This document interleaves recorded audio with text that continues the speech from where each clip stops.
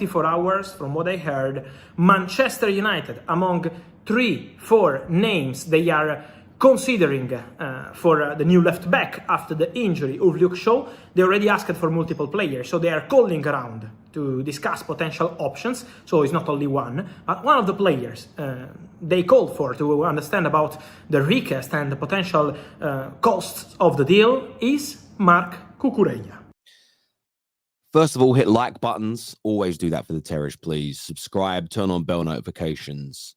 Man United fans watching, what is your instant gut reaction to this news that Marc Cucurella could become a Manchester United player? Chelsea fans, I know exactly what you think. I know exactly what you feel. There's excitement. There's a feeling of another one of our flops, another one of our pieces of dead wood leaving, helping our endeavors, and probably weakening a rival team. Viewers, let me know below. Let's listen to some more Fabrizio, though. There is a chance for Cucurella to leave Chelsea in the final days of the transfer window. He was in the list at Newcastle, then they decided to go for Lewis Hall. So let's see what's going to happen with Cucurella. But Man United, again, is not a concrete negotiation yet, but just a request to be informed on the conditions of the deal. They made contact with Chelsea to understand the situation of Cucurella. So let's keep an eye on that one, and in general on the left back for Manchester United. If a year ago Man United were in for Cucurella, I think most Man United fans would be excited. The fact that City wanted him, the fact that Chelsea wanted him, Thomas Tuchel and Pep Guardiola, is obviously enough of an endorsement for you to look at the situation and say quality player. We also saw him at Brighton and he was sensational. But he's had such a torrid season. His stock has fallen so low. It's a transfer that gives me a knot in my stomach. There is a, what if we could turn his career around? What if we could get Cucurella back to what we saw at Brighton? We've seen Basuma this season turn himself back into that. I know it's only 3 games, but he looks like the midfielder that we saw at Brighton. What if we could do the same with Cucurella? However, if we get the same player Chelsea have had, it's another big waste of money, another flop signing, and a big issue for the club. The big question also I'm looking at is how bad is Luke Shaw's injury? Why are you looking at another left back? You've got Malacia that's due back soon. You have Delo that can play there. We've got Fernandez already in the squad. How long is Luke Shaw out for that you are looking to go and buy or loan another left back? The other name that was mentioned was Reguilon. Now, Reguilon was somebody that we wanted before we bought Alex Telles all those years ago, and that didn't work out, although he didn't do bad in his first year at Tottenham. So let me know below what you want. Personally, I feel like giving the young kid Fernandez a go. There's the gambling part of me, the betting man in me, and I'm not a big gambler, I'm not a big better at all, that wouldn't mind a bit of Cucurella if we could turn his career around. But I think we should steer clear. Viewers, let me know in the comments section below.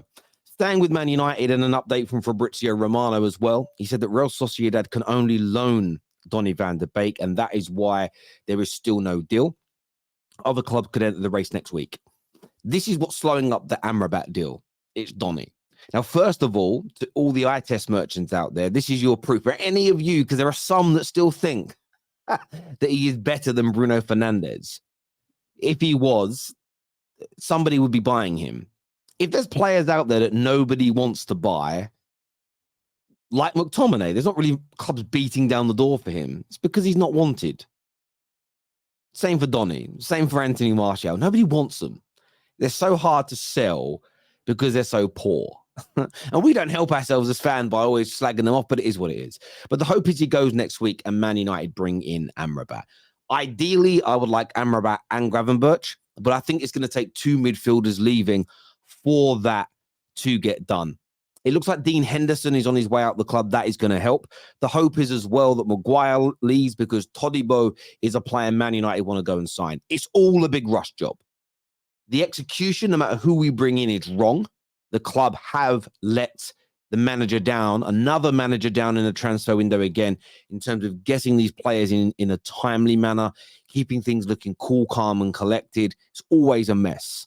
But if Donny leaves, if there is a new bid for Maguire they're talking about, if Henderson goes, which looks like it's going to happen, there should be at least 2 more signings into this club. And what we need is more technical ability, more size and power, and a bit more speed. And if we get that, there will be improvements to this Manchester United side. But Donny next week should be on his way out as well. United fans, talk to me.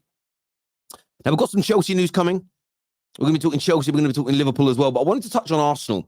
Interesting story that's circulating today that Arsenal want to bring in defensive reinforcements before the final week of the window. And there are now reports this morning that they're in talks to sign the Barcelona defender Eric Garcia on loan.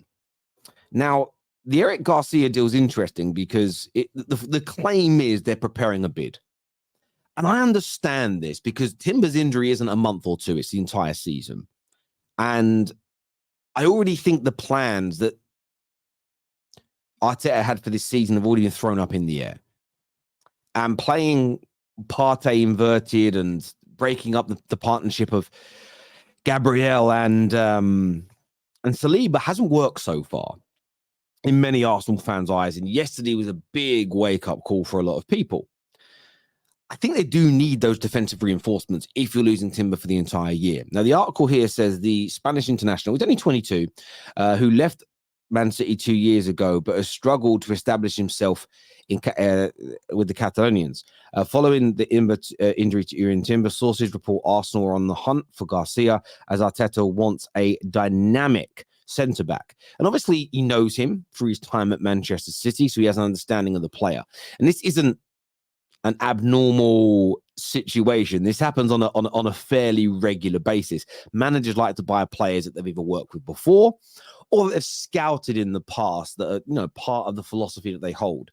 I do think Arsenal need some reinforcements in that area. I also think in this final week of the window, the Gooners must go for another attacking player, somebody that can produce outputs. Letting Mohamed Kudus join West Ham, I think, is a massive mistake. But Gooners who are watching now, let me know in the comments section below what you think. Now, Liverpool fans, you may want to look away now. You may want to look away. There's another story today that Mohamed Salah has told Liverpool he wants to join the Saudi club, whose name I'm not going to try and pronounce because I'll butcher it, because I'm a moron.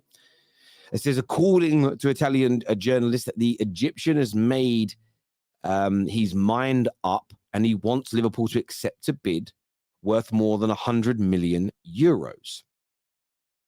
Now, this will be instantly struck down by Liverpool fans. Not a credible journalist. Ignore it, Terry. I want to. But big credible outlets 2 days ago said that he's accepted terms. A big report last night on Saudi television claimed that Mo Salah has played his last match for Liverpool. And will have a medical next week. Now, again, that was shut down by Liverpool fans who said, well, why would they have a deal agreed and let him play? Maybe the deal isn't agreed yet. Maybe they think after this game, they're going to submit the bid. And once that bid is submitted, then they're going to go and make their move. I'm only, by the way, putting out what the news reports are saying.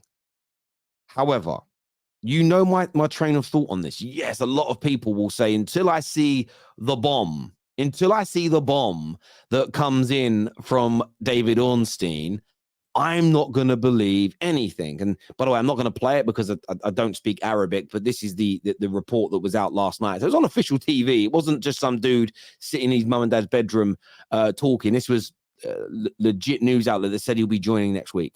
And this is the one thing I would say to Liverpool fans. There's so much noise about it, surrounding it. Yes, there hasn't been a Fabrizio or a David Ornstein endorsement, but it doesn't mean there isn't some fire going on. There's too much smoke for there to be no fire. And that is what I would say to Liverpool fans. Keep your eye out for this. Keep pressure on your owners. Make sure they don't do this because the news isn't going away. And you can say it's just clickbait to generate money for people. Maybe.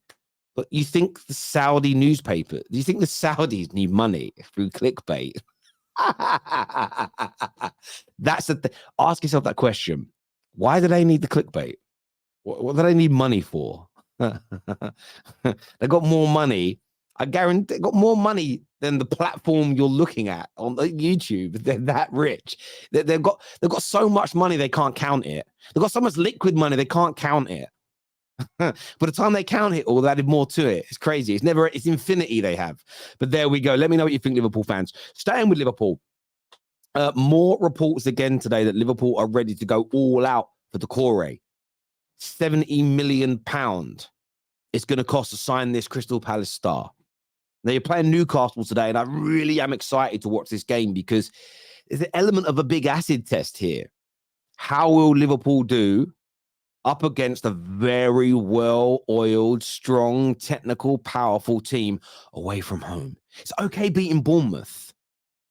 It's okay drawing to a Chelsea team who themselves started slowly in terms of the clinical edge, who, by the way, dominated, I would say, 2/3 of that game. Just couldn't put the ball in the back of the net. If there is a beatdown today or a domination of play, maybe not a beatdown in the score, there will be a reaction. That money's going to be spent. Remember, £110 million was bid for Caicedo, plus 60 million was bid for Lavia. And they didn't pull out of either. That's £170 million is available to Liverpool Football Club. I know communist Merseyside are, we only tried to make Chelsea pay more, smoke screens, all that crap that they come out with. They lie to you proper Liverpool fans about all the time. Lies. That's perpetuated by the media. But they've got to go for him. He's decent. I'm not saying he's a £70 million player. He's nowhere near a Lavia. He's nowhere near a Caicedo, in my opinion, especially when it comes to ceilings. But they need someone in that position. If they sign no one else and they've just got Endo, it's going to be a bleak, long Game of Thrones style winter for Liverpool. Chelsea. Lukaku confirms imminent Roma move. This man's had a lot of clubs, hasn't he? This man gets about like Steve Harvey's daughter, or his wife, I suppose you could say now. That was a shocking story, wasn't it? I feel sorry for him. Do you know what I mean? I feel sorry for him. Poor guy. She wants his money now as well, I've heard. I don't even know how that works. Oh, man. Poor old Steve Harvey. Anyway, we digress. Lukaku's been around a bit, going to Roma. Takes a huge amount of money off the wage bill. Huge amount of wages he's on at Chelsea Football Club. Chelsea need to reinvest it. I think there's so much quality in Jackson. I really think he's going to be a player. He's going to be a star. He's too young. Chelsea, in my opinion, need to go and get a gunman, a bagsman, a goal scorer. Someone who's certified. Spend some, the thing is, you've already done a Billy. So what's another 100 million? It really just, it paled into insignificance now. Go get it done. Because I think a prolific goal scorer guarantees Chelsea Champions League football next season. Guarantees it. And even if it is a deal they do now in principle with Brentford for Tony, that's still good enough. Because he'd come in January and he would be able to score still a lot of goals for them. That's still good enough. But if they can bring somebody in of that level or higher now for the majority of the season, after letting Lukaku go, it'd be an amazing summer for them with that midfield partnership that's going to develop with Caicedo, Enzo, Lavia, and company. When I say company, I mean all of them together. I don't mean somebody called company, in case anyone's worried. Plus an absolute prolific striker up front with Raheem Sterling looking good. Chelsea will be cooking. I'm telling you that now. Viewers, do me a favor, hit like button, subscribe, do what you always do for the Football Terrace. You're amazing. Until next time, take care. Goodbye. God bless. And I'll see you all again soon. Peace.